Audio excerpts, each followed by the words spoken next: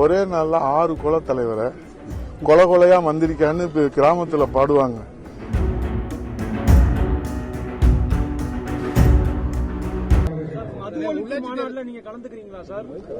இல்ல, நம்முடைய மது ஒழிப்பு மாநாடை நடத்துகிற பெருமதிப்பிற்குரிய இன்றைக்கு விசிக கட்சியின் சார்பிலே மதிப்புக்கும் போற்றுதலுக்குரிய திருமாவளவன் அண்ணன் அவர்கள் அனைத்து இந்திய அண்ணா திராவிட முன்னேற்ற கழகத்திற்கு அழைப்பு கொடுத்திருக்கிறார்கள். அந்த அழைப்பு குறித்து கழகத்தினுடைய நிரந்தர பொதுச் செயலாளர் வருங்கால முதலமைச்சர் புரட்சித் தமிழ் எடப்பாடியார் அவர்கள்தான் அதிகாரப்பூர்வ அறிவிப்பை கொடுத்திருக்கிறார்கள். ஆனால் அழைப்பு கொடுத்ததே மகிழ்ச்சியாக, அதை வரவேற்கிற முகமாகத்தான் தமிழ்நாட்டு மக்களால் பார்க்கப்படுகிறது. ஆகவே இது இன்றைக்கு பத்திரிகைகளிலே முதல் பக்கத்திலே தலைப்பு செய்தியாக வந்திருப்பது எந்த அளவுக்கு தமிழ்நாட்டு மக்களுடைய எதிர்பார்ப்பாக இந்த அழைப்பு இருக்கிறது என்பதை உணர முடிகிறது. உள்ளாட்சி தேர்தல் வர இருக்கு, அதிமுக என்ன நிலைப்பாட்டில் இருக்கீங்க? அதுக்கு தயாராயிட்டீங்க? இங்க தியாகிக்கு அஞ்சலி செலுத்த வந்திருக்கிறோம். அதனால எங்க பொதுச் செயலாளர் புரட்சித் தமிழ் ஐயா எடப்பாடியார் வருங்கால முதலமைச்சர் கழகத்தின் நிரந்தர பொதுச் செயலாளர் தெளிவாக சொல்லியிருக்கிறாங்க.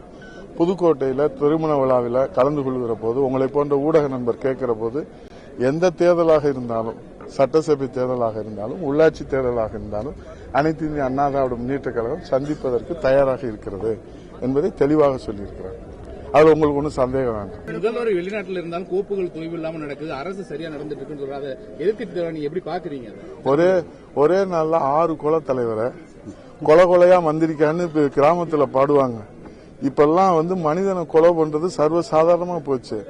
இதுக்கு உள்துறையை கையில் வைத்திருக்கிற முதலமைச்சர் எந்த பதிலும் சொல்லல.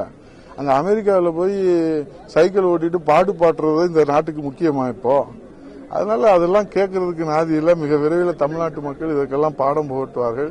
இது தியாகியினுடைய நினைவு என்கிற காரணத்தினால அவர்கள் சொல்வதெல்லாம் விளம்பரம், வெற்று விளம்பரத்தை தவிர உண்மை அதுல எதுவும் இல்லை. நன்றி, வணக்கம். உதயநிதி ஸ்டாலின் மதுரைக்கு ஆய்வுக்கு வந்திருந்தாங்க சார்.